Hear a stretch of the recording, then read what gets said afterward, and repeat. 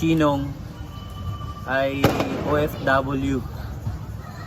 Yung iba naman po ay nasa probinsya, mga business minded. Yung iba nag-upgrade lang ng kanilang mga machine.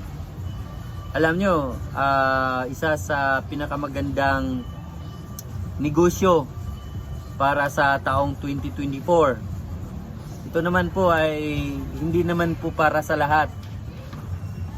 Pero para sa akin, kung kayo ay nasa probinsya at marami po yung palayan sa inyo, kahit wala pong palayan, actually pwede na pong simulan ang rice milling business. Magandang negosyo na pwede nang simulan. Actually marami pong pwede.